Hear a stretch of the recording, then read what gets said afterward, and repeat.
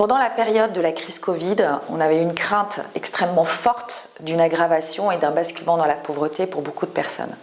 Ça ne s'est pas produit parce qu'il y a eu une très grande mobilisation de l'ensemble des parties prenantes, l'État, les collectivités, les associations, avec un dispositif d'aide qui ont vraiment permis de soutenir les personnes. Malheureusement, la dégradation de cette situation avec des crises qui se sont multipliées, la crise de l'Ukraine, un contexte géopolitique extrêmement instable, l'impact de l'inflation a dégradé cette situation et a fait que les associations ont vraiment senti en 2021, en 2022 et aujourd'hui en 2023 que la situation devenait de plus en plus dure, avec notamment le recours à l'aide alimentaire qui est un des aspects assez forts qui montre les difficultés des personnes, la difficulté de l'accès à l'hébergement. Et ces tendances-là que les associations ont repérées se confirment avec les chiffres de l'INSEE qui disent qu'actuellement il y a donc plus de 500 000 personnes supplémentaires en situation de pauvreté. Donc on se rend compte que dans les publics qui sont les plus impactés, on retrouve bien évidemment le public jeune qui était déjà extrêmement visible au moment de la crise Covid. On voit aussi que les femmes et les femmes seules avec enfants ont des situations qui se dégradent. On voit aussi que la question du travail ne protège plus en tant que telle, puisqu'il y a de plus en plus de personnes en fait, qui sollicitent l'aide, qui n'arrivent pas à se loger, qui n'arrivent pas avec le niveau de salaire qu'elles ont à pouvoir tout simplement aussi s'alimenter. Et puis on est dans des problématiques, on va dire, qui se cumulent, des complexités de vulnérabilité entre la question de l'accès à l'emploi, le maintien ou l'accès au logement et les problèmes de santé, et notamment de santé mentale.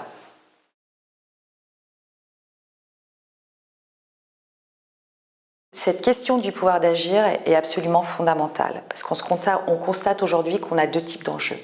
Un enjeu autour de la complexité administrative qui impacte les publics sur les enjeux d'accès aux droits, qui impacte aussi le travail social qui est de plus en plus prescrit, normé, sur lequel on a des demandes et des attentes de reporting.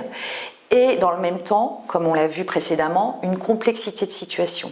Une complexité de situation qui peut nous donner une tendance à catégoriser les problèmes, à les compartimenter, à apporter des solutions à chaque type de problème qu'on peut aller. Et aujourd'hui, l'enjeu du pouvoir d'agir, c'est justement de redonner des espaces de confiance, de redonner des espaces de liberté, de redonner des espaces d'innovation, bien évidemment avant tout pour les personnes qui sont directement concernées, mais aussi d'un point de vue systémique pour les personnes qui les accompagnent, pour les institutions qui emploient aussi les personnes qui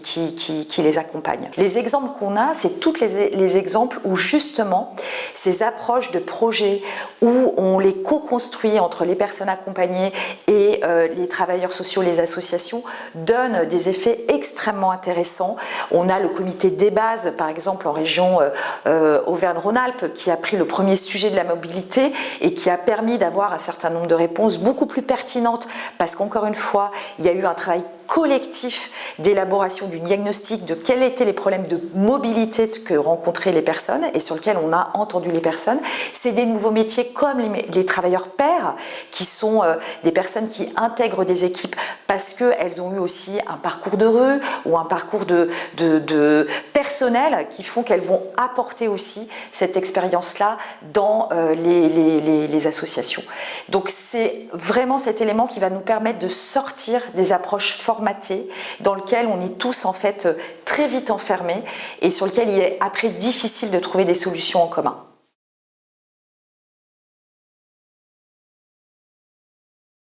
Notre système de protection sociale, tel qu'il s'est construit, il a permis en fait de mettre un certain nombre de réponses dans le domaine social, dans le domaine de la santé, en créant des institutions dans lesquelles les personnes peuvent aller pour trouver un certain nombre de réponses. On a le champ du handicap, on a le champ de la protection de l'enfance, on a le champ de l'hébergement, où les institutions étaient là pour offrir un moment de répit où les personnes se posent. Aujourd'hui, au regard des diagnostics qu'on a posés, de la complexité des situations, on est beaucoup plus dans des logiques où on va vers les personnes, on va dans l'univers de vie des personnes et ça implique un changement, un bouleversement de pratique parce que quelque part on sort de son institution, on apporte cette expertise non pas à l'intérieur de l'institution mais vers les publics et là où sont les publics. On a l'exemple du programme Un chez soi d'abord, ou les personnes qui étaient à la rue, qui n'arrivaient pas à accéder à un logement parce que dans des situations, y compris de problématiques de santé extrêmement importantes. On a renversé le paradigme. Plutôt que de dire que le Saint Graal, c'était d'avoir un logement, c'était le préalable à la question de l'accompagnement. Et du coup, on a fait équipe avec des institutions différentes, des cultures professionnelles différentes, mais qui sont venues travailler avec la personne dans son logement. C'est ça, faire institution autrement. C'est être capable d'aller vers les publics, de faire un travail de côte à côte avec les publics et de faire que nos institutions de protection, l'hôpital, le social, le logement, l'économique, viennent autour de la personne et qu'elle recrée cet espace d'institution pour faire ce travail d'accompagnement côte à côte.